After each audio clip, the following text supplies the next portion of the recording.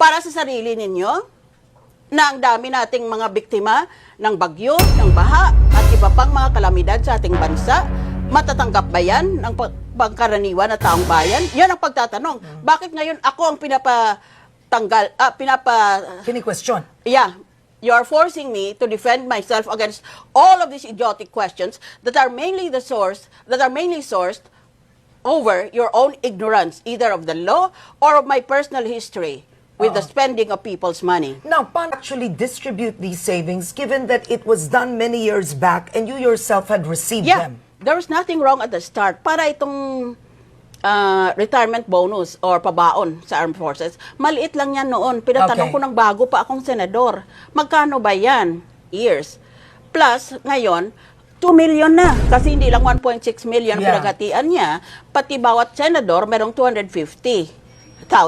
So, 1.6 million. Roughly close to 2. That's right. So, sabihin na lang natin, 2 million na ngayong taon. Sa next year kaya, pwede kayang 2.5. The year after that, pwede kayang 3 million. In other words, I'm using argumentary 5. Paragraphs 5 and 6. We have the following provisions with respect to public funds. There shall be no transfer of appropriations except the heads of the 3 branches of government and the heads of constitutional commissions. Okay. Yan, pwede mong i-transfer ang appropriations mo. Kaya, kung may savings ka, pwede mong idagdag doon sa mga nasa budget mo na. Pero, maliban dyan, anong savings ang pinag-uusapan natin? That is the constitutional issue. Pwede ba napilitin mo na may savings ang opisina mo para mabigay mo sa sarili mo, sa mga kapwa mo, sa katapusan ng taon? Lalo na magtitipid ka during the year, That's no? right. Okay. That is my point. Tapos Para sa Pasko, ibabigay mo sa sarili mo, sa mga kasamahan mo, para hindi na kayo mag-ingay lahat. Makatarungan ba yan? That is the basic question. Anong ibig sabihin ng savings? Kasi ang alam ko, naging racket na ito dahil ginagaya nilang Senado eh. Oo, mga opisina na hindi nabanggit doon sa ligang batas, ganun din sila. Ayaw nila gumastos para sa opisina.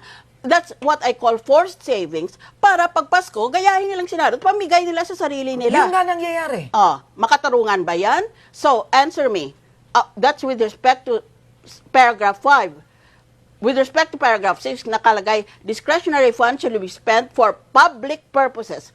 Anong ibig sabihin ng public purpose? Irigalo mo sa Senado ang 2 milyon, sa Senador ang 2 milyon. Anong public purpose yan? Gagawa yan ng sinungaling na papel. Sabihin niya, may public purpose ito. Pero ibubulsan niya yon. Let's be real. Let's get real, guys. Tanungin mo lang sa man in the street, sa tao sa daan. Makatarungan ba yan ng pera ng galing sa buwis na binabayad ng taong bayan ay ipamamahagi ng mga tataas na opisyal bilang Christmas gift nila sa isa't isa? Tama ba yon? At 1.6 million, 2 million na ngayon. Na pagkasunduan natin, 2 million na ngayon. Next year kaya, payag ba kayo kung 3 million pamigay sa bawat senador? The year after that, payag ba kayo kung 4 million, 5 billion? When will this end? That is the question. So it's not only constitutional, it is also ethical and moral.